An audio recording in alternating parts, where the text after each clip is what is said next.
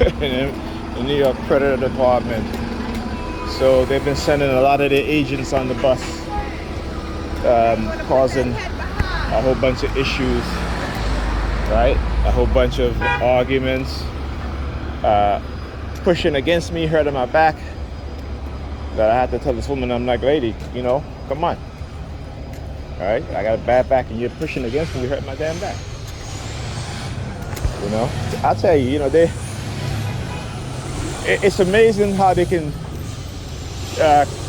manipulate people to engage in a form of, I would say, down to the animalistic level, right? You know what I'm saying? Where it's like they don't give a damn if a person is in a wheelchair or not.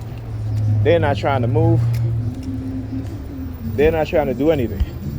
Bunch of brainwashed religious fanatics, right? This is what they do. Got them to the animalistic sense of thinking, and I didn't say thinking, but believing that they have no compassion for those in wheelchairs, those that are disabled. No compassion, none. And which group of people do we see that have that same sort of mindset? Yeah, the police, because they know they know what I'm about to say. Which group of people, or which profession, right? With a group of people that we see that it doesn't matter if a person is disabled, walking with a cane, in a wheelchair, lying in a hospital bed, right? Which group of profession that basically will treat those people without any compassion, even causing them further harm, further damage, right? Which ones? But are the true predators in the United States? Those in the police department, right? We see them yank a man out of a vehicle, and he's disabled. The man can't walk, right? That's the predatory nature of police officers.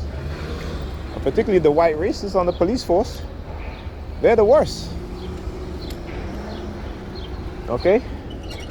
And what they've done is that they've created that same mindset in their cult members.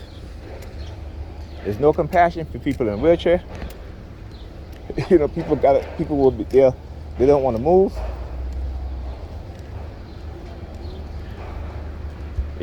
I mean, this is what the leaders of these cults, this is what they've created. So what's going to happen when they keep attacking people like me, right? Who's going to say, you know what, I've had enough, and start exerting revenge on people they believe is targeting them. They don't ever think about that, right? But like I said, these religious fanatics, these sheeps, they put their own self in danger because of their religious belief system,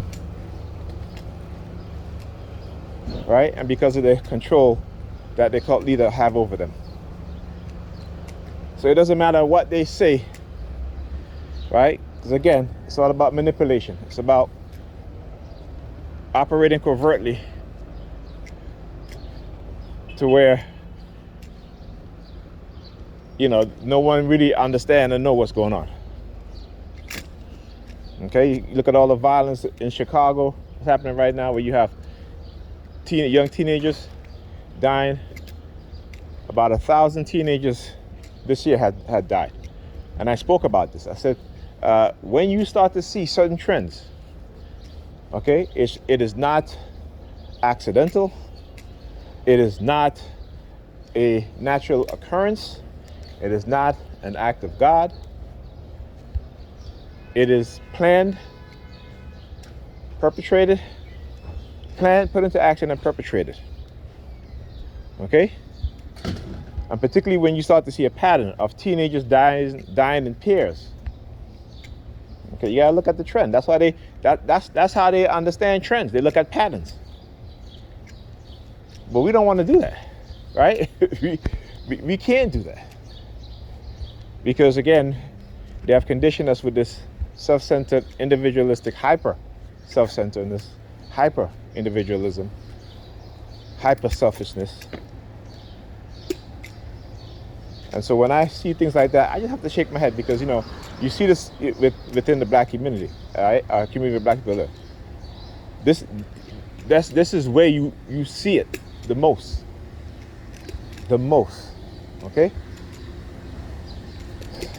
Anyhow, let's just say it's been an adventure coming here today. You know, they always got their actors and actresses out there engaging in sort of behavior. They can be mad, don't give a shit.